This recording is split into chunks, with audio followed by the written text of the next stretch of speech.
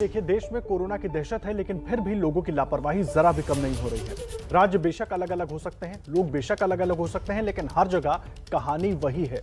सवाल ये कि क्या इसी तरह कोरोना से लड़ पाएंगे हम? चुनावी राज्य यूपी में कोरोना तेजी से बढ़ रहा है। इसके बाद भी बाहर आने वाले श्रद्धालुओं का तांता थम नहीं रहा। ना कोई खास अंतर नहीं है, दर्शन तो आपको हो रहे वैसे ही हो रहे हैं, जबकि नॉर्मल डेज में तो भीड़ होती है। अभी तो भीड़ भी बहुत कम है। एक सिर्फ ऐसा है कि परिक्रमा नहीं लगाने दी गई है, जो बहुत अच्छा है कोविड की दृष्टि से, कि आपको परिक्रमा में पीछे घुमाने के लिए नहीं है। ऐसे में प्रशासन परेशान है कि इस भीड़ भाड़ में कोरोना नियमों का पालन कैसे कराएं। वृंदावन तो कोरोना का हॉटस्पॉट बन चुका है। वृंदावन कोतवाली प्रभारी अजय कौशल समेत 20 पुलिसकर्मी कोरोना संक्रमित हो चुके हैं। एसएसपी की स्पेशल टीम के 5 पुलिसकर्मी भी कोरोना संक्रमित पाए गए हैं। वहीं मुंबई में केस भले ही घट रहे हैं, लेकिन अब भी कोरोना का खतरा बना हुआ है। मुंबई में कोरोना आर्थर रोड जेल तक जा पहुंचा है।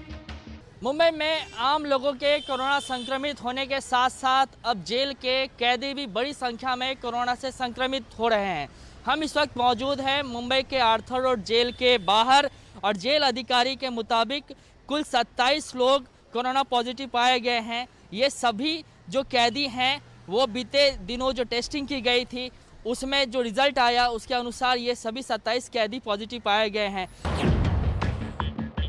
ये तस्वीरें शिमला की हैं, जहां आईजीएमसी अस्पताल की न्यू ओपीडी ब्लॉक का उद्घाटन करने पहुंचे सीएम जयराम ठाकुर के साथ भीड़ पहुंच गई। सवाल है, जब उद्घाटन में भीड़ मंजूर है तो आम लोगों पर बंदिशें क्यों हैं? हिमाचल प्रदेश की जनता से बार बार इस बात के लिए निवेदन कर रहे हैं कि ये अभी कोविड का वेरिएंट ओमिक्रॉन के नाम से जिसको कहा जा रहा है, ये इसका स्प्रेड बहुत ज्यादा फास्ट है। पिछले कल 1200 मामले एक दिन में आए हैं। कोरोना से बचने के लिए राजस्थान सरकार 30 जनवरी तक शिक्षण संस्थाएं, स्कूल बंद कर चुकी है, पर भरतपुर के कई नामचीन स्कूल सरकारी आदेशों की धज्जियां उड़ा रहे हैं। कई स्कूलों में डाउट क्लासेस के नाम पर बच्चों को स्कूल बुलाया जा रहा है। कहीं वैक्सीनेशन के बहाने से बैग सहित बच्चों को बुलाया जा रहा है। सवाल यही है, नियम बने हैं इसलिए ताकि कोरोना का प्रसार रुके और लोग सुरक्षित रहें, लेकिन ना तो नेता समझ रहे हैं और ना ही लोग। ऐसे में भला कोरोना की रफ्तार रुकेगी कैसे?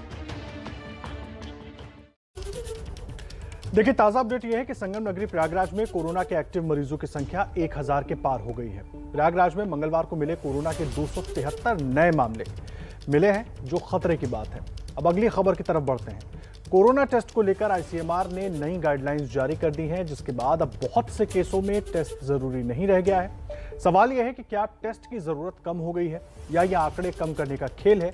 लेकिन पहले जान लीजिए कि टेस्ट की जरूरत अब किसे है और किसे टेस्ट तुरंत कराना चाहिए। ग्राफिक्स के जरिए आपको बताते हैं। आईसीएमआर के मुताबिक जिन्हें पूरे लक्षण हो उन्हें टेस्ट कराना चाहिए। खांसी, बुखार, गले में खराश, स्वाद या गंध का चला जाना या सांस से जुड़ी तकलीफ हो तो टेस्ट कराएं। उम्र 60 साल है, दूसरी बीमारियां हैं और पॉजिटिव के संपर्क में आए हो तो भी टेस्ट करा लें। विदेश यात्रा करने वाले लोग, डॉक्टर जिन्हें टेस्ट के लिए कहें वो लोग, उन्हें तुरंत टेस्ट करा लेना चाहिए।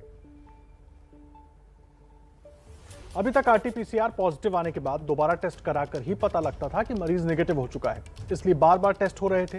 लोग घबराहट में भी टेस्ट करवा रहे थे।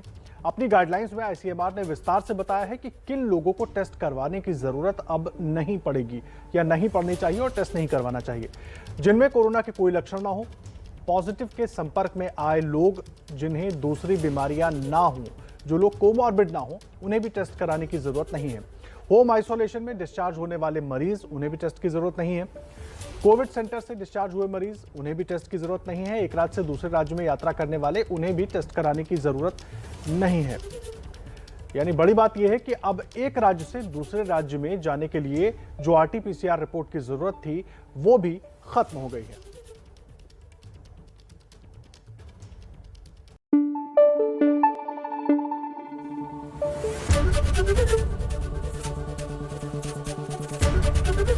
एबीपी न्यूज आपको रखे आगे।